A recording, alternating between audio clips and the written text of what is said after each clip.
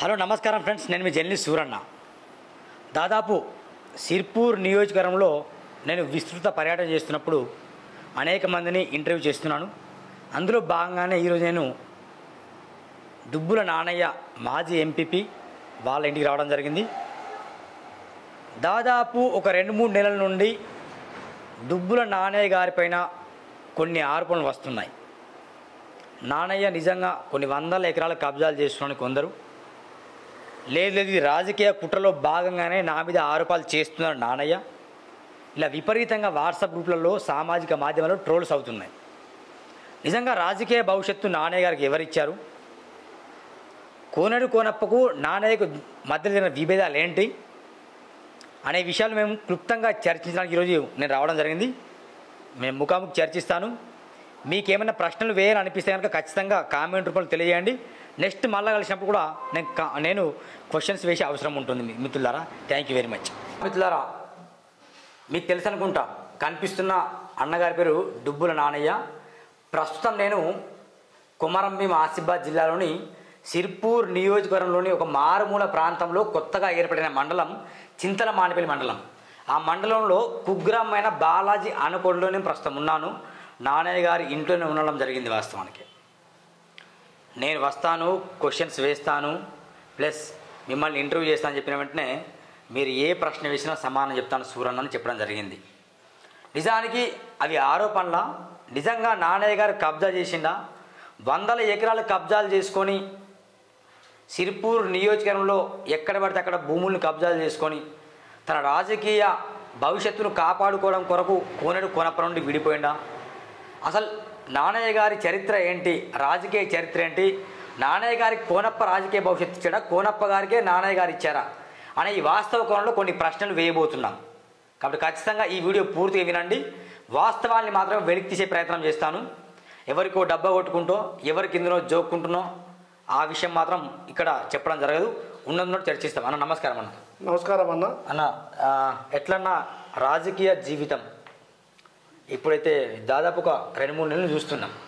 WhatsApp గ్రూపులలో కావచ్చు, సామాజిక మాధ్యమాల్లో కావచ్చు, దుబ్బుల నానయ్య మా జాగాల్ని మా స్థలాల్ని కబ్జా చేసుకున్నాడు అనే ఆరోపణలు విపరీతంగా వినిపిస్తున్నాయి.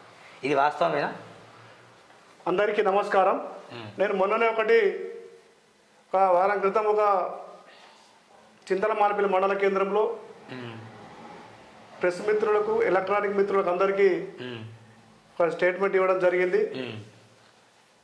నేను వాస్తవంగా ఎవరి భూమి కబ్జా చేయలేదు. అసలు కబ్జా చేసే అవకాశం కూడా నాకు లేదు. నేను ఒక రైతు బిడ్డను. నేను ఒక కింది స్థాయి నుంచి అంచెలంచెలుగా ఎదుగుతూ వస్తున్నా. ఎందుకంటే వాస్తవంగా ఈ సిర్పూర్ నియోజకవర్గంలో మా కులం అత్యధిక సంఖ్యలో ఉన్నది. నేను వార్డు మెంబర్ నుంచి మొదలుకొని ఇవాళ సర్పంచ్ 2 సార్లు, సహకార చైర్మన్ ఒకసారి, జెడ్పీటీసీ కౌటాలుగా ఒకసారి, తర్వాత చింతల మానిపల్లిగా ఎంపీపీగా చేసినాను. నేను ఎన్నడూ కూడా నా సర్పంచ్ పీరియడ్లో కానీ, నా ఎంపీపీ పీరియడ్లో కానీ, జెడ్పీటీసీ పీరియడ్లో కానీ ఎక్కడ కూడా అక్రమంగా సంపాదించుకోలేదు. లంచం అనే మాటకు నేను వ్యతిరేకిని. నేను ఎవరికి లంచం ఇవ్వను, లంచం తీసుకుని అనే మాట నినాదంతో నేను ఇలా కింది స్థాయి నుంచి ఈ స్థాయికి వచ్చిన. నేను ఒక డీలరు చేసిన, అన్ని పదవులు అనుభవించిన. కానీ నేను ఎవరి దగ్గర భూమి అక్రమంగా తీసుకోవాలి. అక్రమంగా అంటే ఎవరి దగ్గర డబ్బులు ఇచ్చి కొన్నా తప్పితే నేను కబ్జా చేసుకునే అలవాటు నాకు లేదు, కబ్జా చేసుకోలే. అనవసరంగా నా మీద కొందరు ఈ మధ్య కాలంలో రాజకీయంగా నన్ను బదనాం చేస్తే బాగుంటుందనే ఆలోచనతో మా పైన నాయకులు వారిని మధ్యలో మీడియాలో పెట్టుకొని బదనాం చేస్తూ ఉన్నారు. ఇలా చింతల మానిపల్లి మండలము ఏర్పాటు కోసం కృషి చేసినాం. ఇలా కోనేరు కోనప్ప గారితో కలిసి పనిచేసిన, రాజలక్ష్మి ఎమ్మెల్యే గారితో పనిచేసిన. నేను నా అసలు గురువు రాజకీయంగా పురుషోత్తమరావు గారు నా మొదటి గురువు కాబట్టి ఆయనతోటి కూడా నేను 10 సంవత్సరాలు పనిచేసిన. ఎప్పుడు కూడా ఎలాంటి రిమార్క్ లేకుండా పనిచేసిన, ఎవరి దగ్గర ఏ మోసం కూడా చేయలేదు. ఎప్పుడు పనిచేసినా స్వచ్ఛందంగా ఇమాందారుతో పనిచేసినా. కానీ ఈ మధ్యకాలంలో అంటే కొంతమంది నన్ను బదనాం చేయడానికి ఇలా ఈ విధంగా దుష్ప్రచారం చేస్తున్నారు. ఏదైనా ఉంటే చట్టపరమైన చర్యలు తీసుకోవాలా, చట్టపరంగా నేను దేనికైనా సిద్ధంగా ఉన్నా. ఇప్పుడు నాణ్య మీద దుష్ప్రచారం చేస్తాను, వాళ్ళకి వచ్చే లాభం ఏంటి? అర్విక్ అనే వ్యక్తి ఎవరో ఉన్నారు. ఇప్పుడు ఇలా అర్విక్ అనేటోడు బెల్లంపల్లి నుంచి వస్తున్నాడు, హైదరాబాద్ అంటోడు యాపలగూడ నుంచి వస్తున్నాడు. వీళ్ళందరూ కావాల్సుకొని నేను ఒక కామెరే అమ్మక్క గారి దగ్గర 2 ఎకరాల భూమి కొనుగోలు చేసిన. ఏమైనా ఎవిడెన్స్ ఉన్నాయా మీరు కొనుగోలు చేసినట్టు? కొనుగోలు చేసినట్టు ఎవిడెన్స్ ఉన్నాయి. నా భార్య పేరు పట్టా అయింది. పట్టా నేను గత 20 సంవత్సరాలు దాన్ని కాస్త చేసుకొని అనుభవిస్తున్నా. 20 సంవత్సరాల నుంచి లేకుండా పోయిన సంవత్సరం నుంచే నా మీద కావాలని నేను పాటలకు వెళ్ళి కోనప్ప గారి దగ్గరికి వెళ్ళిన తర్వాత నీ బదనాం చాలా అయింది. అంటే కోనప్ప గారితో మీరు దాదాపు రిలేషన్షిప్లో 10 సంవత్సరాలు ఉండే. నేను కోనప్ప గారి దగ్గరికి 2012లో పోయినా, 2024 జూలైలో వెళ్ళిపోయినా ఆయన దగ్గరికి. ఖచ్చితంగా 12 సంవత్సరాలు ఆయన దగ్గర పనిచేసిన. ఆయన పనిచేసినప్పుడు కూడా ఎప్పుడు కూడా ఆయనకు ఎలాంటి దోఖ చేయలే. ఆయనే నాకు దోఖ చేసిండు. అంటే మీరు కోనప్పకు దోఖ చేయలే? నేను కోనప్ప, ఆయనే నాకు దోఖ చేసిండు.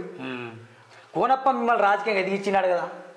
కోనప్ప మమ్మల్ని రాజకీయంగా ఎదిగించుడు కాదు. కోనప్పకు మేము సపోర్ట్ చేస్తే ఆయన గెలిచిండు తప్ప 2010 నుంచి మన సిర్పూర్ ప్రాంతంలో ఆంధ్ర తెలంగాణ ఫీలింగ్ బాగుండే. అవును. 2010లో ఎమ్మెల్యేగా నిలబడడానికి ఆయన భయపడి ఇంద్రకరణ్ రెడ్డి నిలబెట్టించిండు. ఆంధ్ర తెలంగాణ ఫీలింగ్ బాగున్నది. ఇక్కడ వచ్చారా? నేనెందుకు ఆంధ్ర నుంచి వచ్చిండు అయ్యా? కోనప్ప ఆంధ్ర నుంచి వచ్చిండు, వాళ్ళ తండ్రి ఆంధ్ర నుంచి వచ్చిండు. నేను ఇక్కడనే పుట్టినా, మా తండ్రి ఇక్కడనే పుట్టిండు, మా తాత కూడా ఇక్కడనే, ఇక్కడోడే, తెలంగాణ వాడే. ఆంధ్రకు మాకు ఎలాంటి సంబంధమే లేదు. ఇప్పుడు 2010లో కోనప్ప మన ఎమ్మెల్యే నిలబడతానికి భయపడి ఐక్యరెడ్డి గారిని నిలబెట్టించిండు ఇక్కడ ఆంధ్ర తెలంగాణ ఫీలింగ్ లో. సమ్మయ్య తెలంగాణుడు కాబట్టి ఇక్కడ 2 సార్లు ఎమ్మెల్యే గెలిచిండు. రాజలక్ష్మి కూడా, పురుషోత్తం రావు కూడా అంతేనా? ఇప్పుడు రాజ్యలక్ష్మి అంటే పురుషోత్తం రావు మీద సానుభూతితోటి గెలిచింది. పురుషోత్తం రావు ఇక్కడ ఈ ప్రాంతం బిడ్డ కాబట్టి పురుషోత్తం రావుకి ఈ ప్రాంతంలో మంచి పేరు ఉన్నది. పురుషోత్తం రావు మంచి పేరుతోటి రాజ్యలక్ష్మి ఆమె చనిపోయిన తర్వాత రాజ్యలక్ష్మి గెలిచింది. తర్వాత తెలంగాణ సెంటిమెంట్లో సమ్మయ్య గెలిచిండు. తర్వాత సమ్మయ్య తెలంగాణ నినాదంతో రాజీనామా చేసి రెండోసారి ఎలక్షన్లో నిలబడితే ఇక్కడ కోనప్ప నిలబడకుండా ఐక్యరెడ్డి గారిని దించిండు ఇక్కడ తెలంగాణ ఫీలింగ్ బాగున్నదని. ఆయన తెలంగాణకు భయపడి ఆంధ్రోడు కాబట్టి ఆయన నిలవలేదు. అది అందరికి తెలిసిన విషయం, నేను ఒక్కరు చెప్పేది కాదు, జగమెరిగిన సత్యం అది. ఇప్పుడు బాలాజీ అనుకోవడం నుండి ఎంపీగా గెలిచారు, మీరు డబ్బా నుండి గెలిచారు. ఈ 2 సార్లు దాదాపు సర్పంచ్ చేశారు. ఎంత మీ రాజకీయ ప్రస్థానం కావచ్చు, కోనేరు కోనప్ప మీ వెనుక లేకపోతే మీరు గెలిచేవారు కాదు అనే టాక్ ఉంది, నిజమా? కోనేరు కోనప్పతో నేను గెలవలే. ఇలా 2014లో 2012లో నేను సింగిల్ విండో చైర్మన్ నిలబడేటప్పుడు చెప్పిండు ఆయన. కోనప్పకు నేను అదే రోజు కలిసినప్పుడు తెల్లారి సహకార బ్యాంకు చైర్మన్ కోసం నామినేషన్ వేస్తే నువ్వేమనుకోకు, నువ్వు మంచిగా అనుకో చెడ్డ అనుకో, నా దిక్కు పనిచేయి, నేను నీకు 2006లో ద్రోహం చేసిన, 2009లో నువ్వు నాకు ద్రోహం చేసినావు, నీకు నాకు ఇప్పుడు ఏం లేదు, ఇద్దరం కలిసి పనిచేద్దామంటే నేను పనిచేసిన. 2012లో సహకార బ్యాంకు చైర్మన్ నువ్వు ఎవరన్నా డైరెక్టర్లను పెట్టుకో, నువ్వు పెట్టుకున్న నేను ఒప్పుకుంటా, నాకేమంటే అభ్యంతరం లేదు అని చెప్పినప్పుడు నేను నా వ్యక్తిగతంగా ఇక్కడ ఉన్నటువంటి సహకార బ్యాంక్ కింద ఉన్నటువంటి రైతులతోటి నేను డైరెక్టర్లు ఇక్కడ తొమ్మిర మారుతి కానివ్వండి, అక్కడ బాబాసాగర్ల మహేష్ కానివ్వండి, తర్వాత రాపెల్లి రామాయణ్ కానివ్వండి, అక్కడ టుషే శంకర్ని కానీ నేను ఇక్కడ అందరినీ నేను మా కులస్తులను తర్వాత మా ఊళ్ళను పెట్టుకొని నేను సహకార చైర్మన్గా అక్కడ కౌటాల నుంచి విశ్వనాథ్ గారి సహకారంతో, ఎందుకంటే విశ్వనాథ్ గారు కూడా అక్కడ మొదటి నుంచి ఎంపీపీగా ఓడిపోయిండు, జడ్పీటీసీగా ఓడిపోయిండు ఆయన, కాబట్టి ఆయనకు కూడా అక్కడ పట్టున్నది. ఆయన సహకారంతో మేము ఇద్దరం కలిసి, విశ్వనాథ్ నేను ఇద్దరం కలిసి ఇక్కడ సహకార చైర్మన్ డైరెక్టర్ని గెలుచుకొని నేను చైర్మన్ అయినా. చైర్మన్ అయిన తర్వాత 2014లో కూడా ఇక్కడ ఎలక్షన్స్ వచ్చినప్పుడు ఆయన ఏమంటాడంటే, ఫస్ట్ ఎమ్మెల్యే ఎలక్షన్ కాకుండా ఎంపీపీ జడ్పీటీసీ ఎలక్షన్ ఉండే 2014లో. అయితే కాంగ్రెస్ నుంచి నిలబడమంటాడు ఆయన. నేను విశ్వనాథ్ గారు ఇద్దరం కానీ తోటి మన లొల్లి పెట్టుకొని కాంగ్రెస్ నుంచి నిలవడం, మేము బీఎస్పీ నుంచి నిలబడతామని చెప్పి నేను ఇక్కడ జడ్పీటీసీగా బీఎస్పీ నుంచి నామినేషన్ ఇవ్వడం జరిగింది 2014లో. మేము బీఎస్పీ నుంచి ఇక్కడ మా మండలంలో ఉన్నటువంటి ఆర్ఏ కులస్తులు కానివ్వండి, ఎస్సీ కులస్తులతోటి మమేకమై వాళ్ళకి దండం పెట్టుకుంటూ వాళ్ళతోటి మాట్లాడుకుంటూ వెళ్ళి జడ్పీటీసీ గెలిచినాం. తర్వాత ఆయన కోసం కూడా బీఎస్పీ టికెట్ కోసం విశ్వనాథ్ ప్రయత్నం చేసి బీఎస్పీ టికెట్ ఎమ్మెల్యే గారికి టికెట్ తీసుకురావడం జరిగింది. బీఎస్పీ టికెట్ కొరకు కోనప్ప విశ్వనాథ్ని హైదరాబాద్ పంపించి బీఫామ్ తెప్పించిండు. అంటే విశ్వనాథ్ తెప్పించిండు బీఎస్పీ టికెట్. కోనప్ప గారు విశ్వనాథ్ని హైదరాబాద్ పంపించి రాష్ట్ర పార్టీ కార్యాలయం ద్వారా బీఎస్పీ టికెట్ విశ్వనాథ్ గారు బీఫారం తీసుకురావడం జరిగింది. ఆయనతోటి మేము నేర్చుకుంటాం కాదు, మా విశ్వనాథ్ మేము ఇద్దరం కలిసి ఇక్కడ మండలంలో అన్ని గ్రామాల ప్రజలతోటి మేము సర్పంచ్లో ఉన్నప్పుడు చూసింది, కలిసిమెలిసి ఉన్నాం, కలిసిమెలిసి పనిచేస్తూ ఉన్నాం. అందరితో రైతులతోటి మేము 6 నిమిషాలు కష్టపడుతూ వాళ్ళకి దగ్గర ఉన్నాం. కానీ మేము ఆయన మాకు సహకారం చేసింది కాదు, మేమే ఆయనకు సహకారం చేసినాం. 2014లో 2015లో మేము టీఆర్ఎస్ పార్టీలో ఉంటుంది. అప్పుడు మేము అందరం కలిసి పనిచేసినాం. అప్పుడు సహకారం చేసిండు కొంత మాకు. కానీ 2014లో మేమే ఆయనకు సహకారం చేసినాం. ఆయన గుర్తు చేసుకోవాలా, 2014లో మేము సహకారం కనుక విశ్వనాథ్ మేము సహకారం చేయకపోతే ఆయన పరిస్థితి ఏముంటుండేనో ఒకసారి ఆయన మనోవేదన చేసుకోమనండి. మాకు ఆయన సహకారం చేయడం, మేమే ఆయనకు సహకారం చేసినాం విశ్వనాథ్ మేమిద్దరం. అది 100% కరెక్ట్. ఆయన చెప్పకుంటే కూడా ఆయన ఆత్మ మరొకరు చెప్తుంది. ఆయన ఓపెన్గా అంటే బయట చెప్పలేకపోవచ్చు, కానీ ఆయన ఆత్మసాక్షిగా చెప్పమనండి, బరాబర్ మేము ఆయనకు సాయం చేసినాం. అంత క్లోజ్ ఉన్నాక మరి ఇప్పుడెందుకు విడిపోవడం లాంటిది? ఆయనకు కొద్దిగా కోపం ఎక్కువ. కోనప్ప గారి కోపం ఎక్కువ, తొందరపడి మాట్లాడుతాడు, అది పద్ధతి కాదు. ఆయన పని చేసిండు, మేము పని చేయాలి అంటలేము. ఇక్కడ సిరిపూర్ నియోజకవర్గంలో అభివృద్ధి కార్యక్రమాలు చేసిండు, కానీ చేసి కూడా మనుషులు ఎట్లా పడితే అట్లా మాట్లాడితే ఇవాళ ఎవరు పడతారు? అవునవును. కానీ గతంలో అంటే పడేవాళ్ళు, ఇలా సమాజము అభివృద్ధిలో పోతున్నది. ఇలా చిన్నపిల్లలందరూ చదువుకొని అభివృద్ధి చెందుతారు. ఇలా గరీబ్ కుటుంబాలకి కూడా చిన్న కుటుంబాలకి కూడా చదువుకున్న విద్యార్థులు ఉద్యోగాలు చేస్తారు. ప్రతి ఒక్కరి లోపల చైతన్యం వచ్చింది. ఇంకా పాత రోజులు అంటే ఎవరు భయపడతారండి? మనం కాలం మారుతున్నది కాబట్టి ఆయన కూడా మారాలా, కాలానికి అనుగుణంగా నడిస్తే మంచిగా ఉంటుంది. చిన్న విషయాల మీద కూడా కోప్పడి ఎట్లా పడితే అట్లా కులం పేరుతో దూషించుడు, ఆరోలు ఏం పీక్కుంటారు, మాలోలు ఏం చేస్తారు, మాలోలు ఏ ఓట్లు వేయరు, మాదిగోలు ఓట్లు వేయరు అని ఓపెన్గా చెప్పడం ఆయనకు నష్టం జరిగింది. 2023లో ఓడిపోవడానికి కారణం ఆయన నోరే. ఇలా ఆయన ఓడిపోతే మమ్మల్ని నష్టపరిచిండు. ఇలా ఆయన ఓడిపోయిండు, ఆయన నష్టపోయిన అనుకుంటాను, మేము కూడా నష్టపోయినాం ఆయనతోటి. అవునవును. అయితే కోనప్ప ఏమంటున్నా అంటే పబ్లిక్ టాక్ నేను చెప్తున్నా, విశ్వనాథ్ అరాచకాలు కావచ్చు, డుబ్బులనే అరాచకాలు పెరిగిపోయినాయి కాబట్టి మీరిద్దరిని ఆయనే పక్కన పెట్టిండు అని అంటున్నారు, నిజమా? ఆయన పక్కన పెట్టుడు కాదు, ఆయన భ్రమ. ఆయనకు తెలివి ఉండాలా, అలా ఆలోచన చేసుకోవాలా. ఆయన విడిచి మేమే పక్కకు పోయినాం. ఎందుకంటే ఆయన కుటుంబం లోపల చేసేటువంటి ఆయన కుటుంబం ఇలా ఒకసారి మీరు ఆలోచన చేయండి. ఈ సిరిపూర్ నియోజకవర్గంలో ఓట్లు ఎక్కడ పడ్డాయి? కాగదాలు ఎన్ని ఓట్లు పడ్డాయి, కవడాలు ఎన్ని ఓట్లు పడ్డాయి, మానిపల్లి ఎన్ని ఓట్లు పడ్డాయి, ఆలోచన చేయాలా. ఈ బెల్ట్లోనే ఎక్కువ పడ్డాయి. మరి ఇప్పుడు మేము దుర్మార్గులం అయితే ఓట్లు పడద్దు కదా ఆయనకు. దుర్మార్గులు ఎవరో ఒకసారి ఆలోచన చేయమనండి. కాగదాల ఓట్లు కూడా తక్కువ పడ్డాయి. కాగదాల తమ్ములు రాజకీయం చేసిర్రు, వాళ్ళ కుటుంబం రాజకీయం చేసిర్రు. కాగదాల తక్కువ పడ్డాయి అంటే వాళ్ళ కుటుంబం దుర్మార్గులు కదా, అది ఆలోచన చేసుకోవాలి. మేము ఎట్లా దుర్మార్గులం అయితే? ఒక ప్రశ్న క్లారిటీ చెప్పండి అన్న. కోనప్ప, నాన్నయ్య, విశ్వనాథ్ ముగ్గురు కలిసి ఏమైనా కబ్జాలు చేశారా? ముగ్గురు కలిసి మేము ఏం కబ్జా చేయలేదు. మేము ఒక గూడెంలో ముగ్గురం కలిసి భూమి తీసుకున్నాం. 4.5 ఎకరాల భూమి. ఆ బ్రిడ్జ్ కట్టక ముందు కోనప్ప ఏమనంటే ఇక్కడ బ్రిడ్జి నిర్మాణం అవుతుంది, మీరు ఇక్కడ భూమి తీసుకోండి, నేను కూడా ₹1,00,000 ఇస్తానని చెప్పి 3 లక్షల ముగ్గురం పెట్టి భూమి తీసుకున్నాం. భూమి తీసుకున్న తర్వాత దాన్ని అట్లనే నా పేరు మీద కొంత, విశ్వనాథ్ పేరు మీద కొంత పట్ట చేసినాం. అట్లనే కాసు చేసుకుంటా బోయిరా నానాజీ అంటే ఆయన కాసు చేస్తా వస్తున్నాడు. మన 2023లో ఓడిపోయిన తర్వాత నాకు పాలు కావాలి కదా అంటే పాలు ఇచ్చినాం ఆయనకు. మేము అక్కడ కౌటాల కాడ భూమి మేము విశ్వనాథ్ మేమిద్దరం కొన్న భూమి వాళ్ళ కొడుకు పేరు రిజిస్టర్ చేసినాం. ఇప్పుడు ఉన్న ఇల్లు రిజిస్టర్ చేసి ఇచ్చినాం. మాకు డబ్బులు ఇస్తాను ఇవ్వలేదు. మాకు డబ్బులు ఇవ్వలే కదా, మరి నువ్వు ఇక్కడ భూమి అడుగుతావు, మాకు పాలు కావాలంటాను, మాకు ఆ డబ్బులు ఇవ్వమని అడిగితే కోపానికి వచ్చి డోకసీను ఆయన కార్యకర్తలు పెట్టి వాళ్ళ డోకసీను చిన్నయ్య దగ్గర తీసుకున్నాం కాబట్టి వాళ్ళు వచ్చి మా భూమిని కోనప్ప అక్కడ మా పొలంలోకి వచ్చి కల్టివేషన్ చేయకుండా అడ్డుపడుతున్నాడు. అంతే తప్ప మేము ముగ్గురం కలిసి తీసుకున్నదేం లేదు. ఏదైనా ఉంటే కోనప్ప వాళ్ళ కుటుంబం చూసుకుంటారు. అది మేము ఎప్పుడు కూడా ఎలాంటి భూమి తీసుకోలే, ఎక్కడికి కూడా మేము కబ్జాకు పోలే, ఎవరి దగ్గర కబ్జా చేయలే. కబ్జా అంటే దౌర్జన్యంగా గుంజుకొని దాని కాస్త అయితే కబ్జా అంటారు. దౌర్జన్యంగా భూమి గుంజుకొని చేసిన భూములు కొన్ని ఉన్నాయి, మేము కావాలంటే బయట పెడతాం. కోనప్ప కబ్జాలు కూడా ఉన్నాయి, కబ్జాలు కూడా ఉన్నాయి. కోనప్ప కబ్జాలు ఉన్నాయి, ఇక్కడ నాజిన్ దగ్గర కబ్జాలు ఉన్నాయి. ఇప్పుడు ఇంకా అలా దరఖాస్తు కూడా ఇచ్చిళ్ళు పట్టదారులు దరఖాస్తు ఇచ్చింది కాబట్టి వాళ్ళకి ఏమైనా ఉంటే ఇడిచిపెట్టాలా. ఇప్పుడు కోనప్పకు ఒకసారి ఆలోచన చేయాలా. కోనప్ప 2018లో అన్నదాన సత్రం ఓపెన్ చేసిన తర్వాత 2019లో అన్నదాన సత్రం ఓపెన్ చేసిన తర్వాత ఒక మాట చెప్పిండు ఆయన. ఇసుక వల్ల నేను 11 ఎకరాల భూమి వేద పాఠశాలకు దానం చేస్తా, వేద పాఠశాల నిర్మాణం చేస్తాను ఒక స్టేట్మెంట్ ఇచ్చిండు. స్టేట్మెంట్ ఇచ్చి ఇవాళ ఆ భూమిని గుంటకు 2 లక్షల రూపాయలు అమ్ముకుంటాడు. ఆలోచన చేయాలి ఆయననే.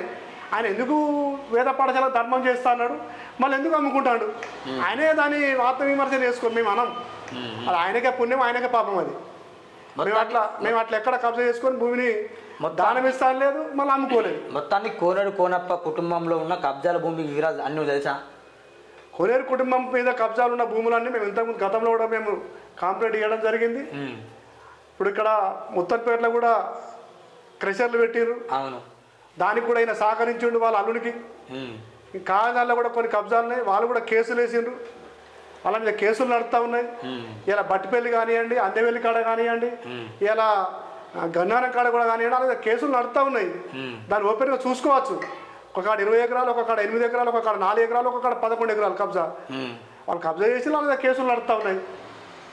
అది ఎవరితో నిరూపించాలి? వాళ్ళ పేరు పట్టా ఉంటే కనుక కోనేరు కుటుంబం మీద కబ్జా చేసిన వాళ్ళకు వీళ్ళ దగ్గర పాస్బుక్లు ఉంటే చూపించమనండి.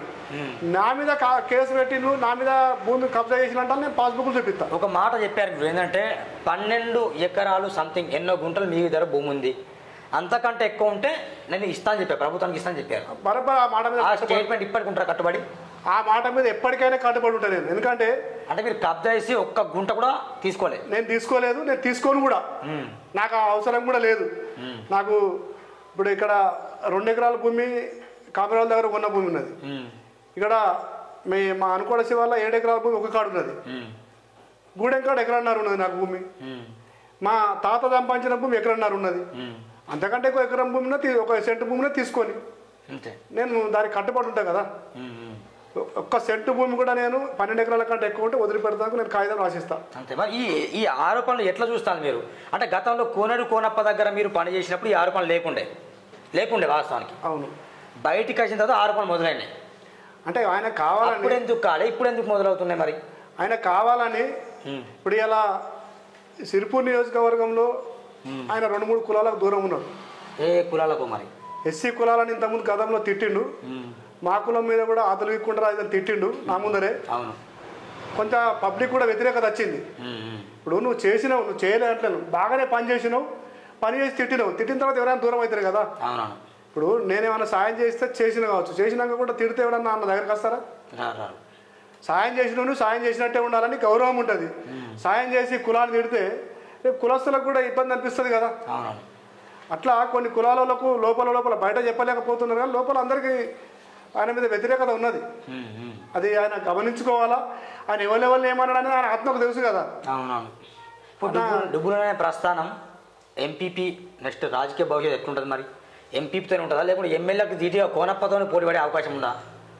అట్లా మేము కోనప్పకు పోటీ పెడతామని ఆలోచన చేస్తలేము. మేము ఎమ్మెల్యేకి పోటీ పెడతాము, కోనప్ప మీద ఆపోజిషన్ చేస్తామని చెప్తలేము. కానీ అట్లా ఒకవేళ జరిగితే జరగచ్చు, దాన్ని ఎవడు ఆపలేడు కదా. ఇలా ఇక్కడ సిరిపూర్ నియోజకవర్గంలో ఉన్న బిడ్డలందరూ ఆలోచన చేసి, అంటే ఎప్పటికీ ఓసీ కులస్తుల దౌర్జన్యం ఏంటిది, ఇలా ఆంధ్రలేంది, దొరలేంది, ఇదంతా ఎందుకు అని ఒకవేళ వ్యతిరేకత కనుక వస్తే ఇక్కడ ఉన్నటువంటి కింది స్థాయిలో ఎందుకంటే మీరు దూరమైన ఎంపీపీలు కానీ జెడ్పీటీసీలు కానీ బడుగు బలహీన వర్గాల నాయకులం అందరం కలిసి ఒక ఆలోచన చేస్తామని మేము అనుకుంటున్నాం. ఒకవేళ రాబోయే రోజులలో సిరిపూర్ నియోజకవర్గం ఎట్లయినా కానీ ఒక బీసీ బిడ్డను, ఒక ఎస్సీ బిడ్డను ఎమ్మెల్యే కావాలని మేము అనుకున్నాము. ఖచ్చితంగా మేము తప్పకుండా దానికి ప్రయత్నం చేస్తాం. ఒకవేళ మాతోటి కనుక ఏమైనా కలిసి వస్తే కింద ఎస్సీ బిడ్డకో బీసీ బిడ్డకో మేము సపోర్ట్ చేస్తాం, సిద్ధంగా ఉన్నాం. ఎప్పటికీ దొరలకే కానీ ఈ ఆంధ్రులకే కానీ సపోర్ట్ చేయడం ఎందుకనేది ప్రజలలో వచ్చింది. తప్పకుండా జరుగుతుంటే మేము దాని మీద కట్టుబడి ఉంటాం. నెక్స్ట్ మీరు అంటే మీ సపోర్టు మీ ఈ గ్రామాల బెల్ట్లో మిమ్మల్ని ఆదరిస్తాను. మరి గిన్నెగానే ఆరోపణలు వస్తున్నాయి కదా, ఈ అనుకూల ప్రజలు కావచ్చు, చింతలమానేపల్లి, డబ్బా ప్రజలు, ఈ సిర్పూర్ నియోజక మీ కులస్తులు చాలా ఉన్నారు కదా, మరి వీళ్ళ నుండి మీకేమన్నా ఫోన్ కాల్స్ కావచ్చు, ఒత్తిడి ఏమైనా ఉందా? నాకు మా ఏంటి నానే కౌడాల నాకు కౌడాలలో కానీ చింతలమానేపల్లిలో కానీ చాలామంది మాకు సంబంధించిన వాళ్ళు అంటే ఒక మా ఆడకులమే కాకుండా చాలామంది ఉన్నారు. ఎస్సీ నుంచి ఉన్నారు, ఎస్టీ నుంచి ఉన్నారు, బీసీ నుంచి ఉన్నారు. చాలామంది మాకు అభిమానిస్తారు. నేను ఎక్కడ పనిచేసినా కూడా కౌడాల సహకార బ్యాంక్గా పనిచేసిన, జెడ్పీటీసీగా పనిచేసినప్పుడు కూడా కౌడాల మండలంలో చాలామంది నాకు కావాల్సిన వాళ్ళు ఉన్నారు. ఇలా గొండాయిపేటలో కానివ్వండి, తాటిపల్లిలో కానివ్వండి, సాండగామలో కానివ్వండి, ముత్తలపేటలో కానివ్వండి, గుడ్లబోర్లో కానివ్వండి, నాకు సంబంధించిన వాళ్ళు, నాకు సంబంధించిన కార్యకర్తలు ఉన్నారు. ఇవాళ ఇక్కడ ఎంపీగా పనిచేసినప్పుడు దిమ్దా, గూడెం, రుద్రాపూర్, బాబాసాగర్, డబ్బా నుంచి కూడా నాకు సంబంధించినటువంటి అన్ని కులాలు, బీసీ కానీ, ఎస్సీ కానీ, ఎస్టీ కులస్తులందరూ నాకు సంబంధించిన ఒక వర్గం ఉన్నది. నేను వర్గం లేకుండా ఎక్కడ పనిచేయలే, బరాబర్ నా వర్గం నాకు పనిచేస్తుంది.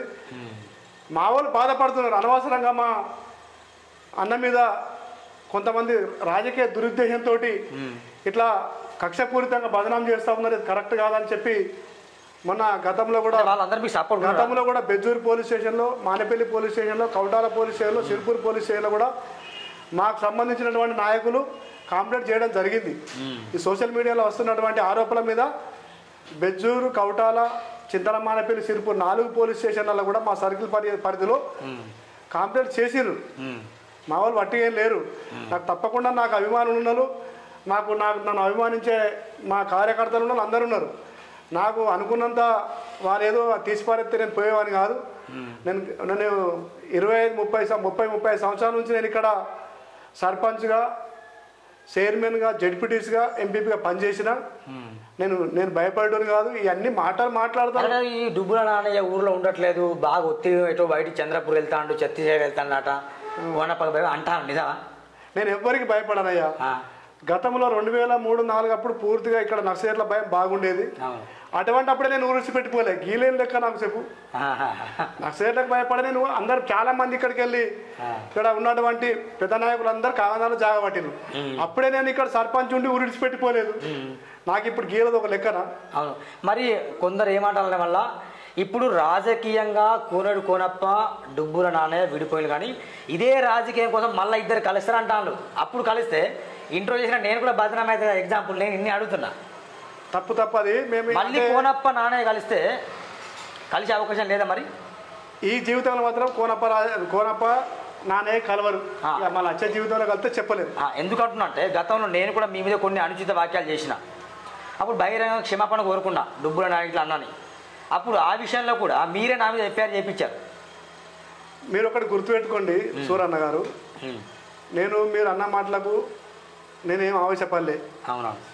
దాని చట్టం ప్రకారం చట్టాన్ని గౌరవించి పోలీస్ స్టేషన్లో కంప్లైంట్ చేసిన తర్వాత మీరు తప్పు నొప్పుకొని నా తప్పు అయిపోయింది, నేను పొరపాట్ల నోరు జారిన అన్నా. నిన్ను ఒక్క మాట కూడా అనకుండా, నీతో సంబంధం లేకుండా నేను వచ్చి కోర్టు కాడ నీ మీద విడ్రా చేసుకున్నా. కానీ కోర్టు కాడ విడ్రా చేసిన నువ్వేమన్నా అన్నా, మీరు ఏమనుకోవద్దు, మీకు అక్కడ ఖర్చులు కావాలంటే ఇస్తా అన్నారు. నేనేమన్నా, నేను చూడన్న చూడు, నేను పైసల కోసమో లేకుంటే నీ మీద అది కాదు, మనం పక్క ఊరు ఒక దగ్గర ఒక మండలంలో నివాసిస్తాను, నా పక్క ఊరు నీది, నువ్వేదో ఆవేశపడి అన్నావు, అది అయిపోయిందని పొరపాటు ఒప్పుకున్నావు కాబట్టి నేను వచ్చిన, అంతేగాని నేను నీ మీద వేరే విధంగా కాదని చెప్పి ఆ రోజు కూడా చెప్పినా. నాకు ఎవరితో శత్రుత్వం లేదు, నేను ఎవరిని కోప్పడా. ఒకవేళ కోప్పడా కూడా మీరు తప్పని ఒప్పుకుంటే నేను ఎంబడే దానికి రాజీ పడతా. నాకు ఆనాడు ఈనాడు ఒకటే ఉన్నది. కానీ ఒకటి మాత్రం చెప్తున్నా, కోనప్పతోటి మాత్రం కలిసి పాటు చేయడానికి సిద్ధంగా లేను. ఎందుకంటే ఆయన అనవసరంగా నన్ను దూరం పెట్టిండు. అంటే ఇప్పుడు నేను ఒకరోజు పార్టీలో ఉన్నాం, దండవిఠల్ గారు కాంగ్రెస్లో ఉన్నారు, కోనప్ప గారు కాంగ్రెస్లో ఉన్నారు, నేను కాంగ్రెస్లో ఉన్నాను, కోనప్ప కాంగ్రెస్లో ఉన్నాడు, నేను కాంగ్రెస్లో ఉన్నాను. దండవిఠల్ గారు ఒకరోజు హైదరాబాద్లో కలిసిన, ఎందుకంటే ఆయన ఎమ్మెల్సీ గ్రాంట్ నేను పనిచేసిన, ఎమ్మెల్సీ గారు నాకు పేమెంట్ ఇప్పియడానికి కలిసిన. తెల్లారి వచ్చిన తర్వాత ఆయన కోనప్ప గారు పెంచుకలపేట పోయి, మా తమ్ముడు సొంటప్పుడు తిరుపతి ఉంటాడు అక్కడ, సౌదర్ తిరుపతి అని, తిరుపతి ఇంటికి పోయి నేను నాన్నయ్య భూమి ఇమ్మని అడిగితే, భూమి ఇమ్మన్నందుకే పాలు ఇమ్మన్నందుకే ఆయన పార్టీకి వెళ్ళిపోయాడు. పార్టీకి ఎందుకు వెళ్ళిపోయాడు? నేను కాంగ్రెస్లో ఉన్నా, కాంగ్రెస్ ఆయన వెళ్ళిపోతున్నందుకు మాట్లాడుతున్నాడు. నేను కాంగ్రెస్ రాజీనామా చేసిన అంటాడు. నేను దండవిఠల్ గారితో పనిచేస్తున్నా, మెంచుకుంటే నీ దగ్గర కూడా పనిచేసేవాడిని కదా. నువ్వు అనవసరంగా నన్ను భూమి కోసం వెళ్ళిపోయాను బదనాం చేసినావు కదా. నేను ఎందుకు భూమి కోసం వెళ్ళిపోతా? నేను డబ్బులు పెట్టి కొన్నా, నువ్వు కూడా డబ్బులు పెట్టినావు. అంతే. అంతే తప్ప అనవసరంగా నేను ₹1,00,000 బదనాం చేసి నన్ను ఇలా తక్కువ చేసి మాట్లాడిన దానికోసం బాధపడ్డ తప్పించి నాకు కోనప్ప అనవసరంగా నన్ను బదనాం చేయడు కదా. అంతే, ఇయాలైనా బదనాం చేసాడు, రేపైనా బదనాం చేసాడు కాబట్టి నేను ఆయన పోతలేను అంతే. అంటే కోనప్పకు భయపడే ప్రసక్తి లేదా? కోనప్ప నన్నేం చేస్తాడండి, 2007లో సింగిల్ విండో చైర్మన్ నానగం చేసినప్పుడు కాంగ్రెస్ డైరెక్టర్లు ఎత్తుకొచ్చి నా ఇంట్లో ఉంచిన, నా ఇంటి చుట్టూ వచ్చి తిరిగిపోయిన వాళ్ళ తమ్ముడు సులేమాన్ గంటే కలిసి. అప్పుడే నేను భయపడలే, నాకు ఏ పదవి లేకుండా భయపడలే నేను. ఇలా నా వెనుక ఇంత సమాజం ఉన్నది, ఇంతమంది మిత్రులు ఉన్నారు, నేను ఎట్లా భయపడతానండి? ఆయన ఆంధ్రోడు, నేను తెలంగాణని, నేను ఎట్లా భయపడతా? నేను ఉప్పు కారం తింటాను కదా, నాకెందుకు భయం ఉంటుంది? చివరిగా మీరు సిర్పూర్ ప్రజలకు కావచ్చు, మీ మీద వస్తున్న ఆరోపణలకు కావచ్చు, మిమ్మల్ని నమ్ముకున్న ప్రజలకు కావచ్చు, అటు రాజకీయ నాయకులు ఎలాంటి కౌంటర్ ఇస్తారో ఇవ్వండి ఒకసారి. నేనైతే ఎవరి భూమి కబ్జా చేయలేదు, కబ్జా చేసే ఆలోచన కూడా నాకు లేదు, ఆ కర్మ కూడా నాకు రాదు. ఎందుకంటే నేను మొదటి నుంచి సామాన్యుడిగా సామాన్యంగా మంచిగానే ఉన్నా. నేను 93 నుంచి మోటార్ సైకిల్ మీద తిరుగుతున్నా, అట్లనే తిరుగుతున్నా తప్పించి నేను ఆనాడు కూడా గంతే ఉన్నా, ఈనాడు కూడా గంతే ఉన్నా. సర్పంచ్ ఉన్నప్పుడు కూడా నేను ఇదే ప్రజలతో కలిసి ఉన్నా, సహకార చైర్మన్ ఉన్నప్పుడు కూడా నేను అందరికి సేవ చేసిన, ఊర్లలో పోయి సోయాబీన్ కానీ డిఏపి కానీ యూరియా కానీ పంచిన. జడ్పీటీసీ ఉన్నప్పుడు కూడా నేను కౌటాల మండలంలో అన్ని ఊళ్ళకి తిరిగి అందరికి కలిసిమెలిసి ఉన్నా. ఇలా ఎంపీపీ ఉన్నా కూడా అందరితోటి ప్రతి కార్యక్రమానికి ప్రతి విషయంలో నేను ఊళ్ళలోకి పోతున్నా. నేను ఎవరి భూమి కబ్జా చేస్తే గింట వాళ్ళు ఊరుకుంటారా?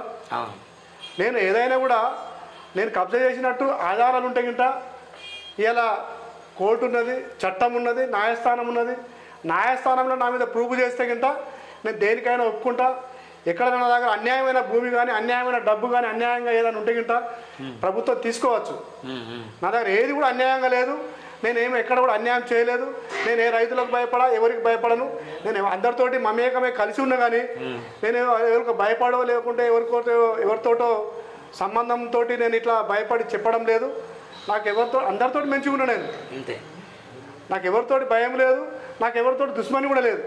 ఈ రవీంద్రనగర్ కూడా డిఆర్డిఏ స్థలం కూడా కబ్జాలో ఉంది అంటాను మీ మీద. నేను 93లో ఇక్కడ పేర్ పర్ షాప్ డీలర్ చేస్తుంటే రవీంద్రనగర్లో. అందరు భూములు ఆ రోడెంబడి భూమి ఉండే, అందరు మనిషికో ఇల్లు కట్టుకున్నారు. ఇప్పుడు అక్కడ రవీంద్రనగర్ ఉన్న బిల్డింగ్లు అన్నీ మొత్తం ప్రభుత్వ భూమి, నాకు ఒక్కందే కాదు. అందరు ప్రభుత్వ భూమిని ఇల్లు కట్టుకుని నేను కూడా ఇల్లు కట్టుకున్నా. డిఆర్డిఏ ఆఫీస్ అనేది ఉన్నది పక్కకు, దానిలో ఇప్పుడు మన వెటర్నరీ దవాఖానా కట్టిన డిఆర్డిఏ భవనం జాగాల వెటర్నరీ దవాఖానా ఉన్నది, దాన్ని చూసుకోవచ్చు. ఇప్పుడు దానికి కావాలంటే ఫోటోలు తీసుకోవచ్చు దాని మీద. వెటర్నరీ దవాఖానా డిఆర్డిఏ భవనం దగ్గర ఉన్నది. దాని తర్వాత ఇంకోటి కాంప్లెక్స్ ఉన్నది పాతది, అప్పుడు 74-75లో ఒక కాంప్లెక్స్ కట్టారు. 74-75 ఒక కాంప్లెక్స్, అది శిథిలావస్థ సగం కూలిపోయి సగం ఉన్నది. అట్లనే శిథిలమైన గోడలు ఉన్నాయి, ఫోటో తీసుకోండి మీరు కావాలంటే. ఖచ్చితంగా నేనైతే ఎక్కడ కూడా కబ్జా చేయలేదు, డిఆర్డిఏ భూమి కాదు, ఏ ప్రభుత్వ భూమి కూడా కబ్జా చేయలేదు నేను. ఎవరన్నా అక్కడ ఆఫీస్ ఉన్నదంటే ఆఫీసుని కబ్జా చేయలేదు. ఖాళీ జాగా అక్కడ రోడ్ వెంబడి ఉండే, అక్కడ ఒక 20-25 మంది అందరు ఇల్లు కట్టుకోవాలి. అదేవిధంగా నేను అక్కడ డీలర్ ఉండగా నన్ను కూడా ఇల్లు కట్టుకుంటే కట్టుకున్నాను. ఆ ఊరోళ్ళు చెప్తేనే కట్టుకున్నాను నేను. ఊరోళ్ళు అందరూ మనిషికి ఒక గుంట ఇల్లు వేసుకున్నామని నేను కూడా ఒక గుంట పావులో ఇల్లు వేసుకున్నాను అంతే. ఇంతకుముందు దాదాపు ఒక 20 నుంచి ఇంటర్వ్యూ చేయడం జరిగింది. వాస్తవానికి ఇప్పటికైనా అప్పుడు ఇచ్చిన స్టేట్మెంట్కి కట్టుబడి ఉన్నాడు. 12 ఎకరాలకు మించి నా దగ్గర ఒక్క గుంట స్థలం లేకున్నా అది మీరు తీసుకోవచ్చు. చట్టం ముందు న్యాయం ఉంది, ధర్మం ఉంది, పోలీస్ స్టేషన్లు ఉన్నాయి, న్యాయస్థానాలు ఉన్నాయి, అవన్నీ పనిచేస్తున్నాయి ప్రజల కొరకు. అక్కడ వెళ్ళి మీరు ఫిర్యాదులు ఇచ్చుకోవచ్చు. నేనైతే కబ్జాలు చేయలేదు. అసలు కబ్జాలు చేసింది కోనేడు కోనప్ప కుటుంబం. నేను ఇక్కడ తెలంగాణ బిడ్డనే, తెలంగాణ ఉప్పుకారు తింటున్నా. నేను ఖచ్చితంగా నిరూపించుకుంటా. నేను ఎవరికి భయపడే ప్రసక్తి లేదు. అవసరమైతే మేమందరం కింది స్థాయిలో ఏకమై మాకు మేము కూడా రాజకీయంగా నిలబెట్టుకుంటాం. అవసరమైతే ప్రజలు సహకరిస్తే పోటీ కూడా చేస్తామని కోనంలో తన ఇంటర్వ్యూ చేయడం జరిగింది. చూడండి మిత్రులారా, ఏది వాస్తవం ఏది అవాస్తవం అని తెలుసుకోండి. తప్పకుండా సూర్యనారాయణ టీవీని వీక్షించండి. Thank you very much. Bye bye.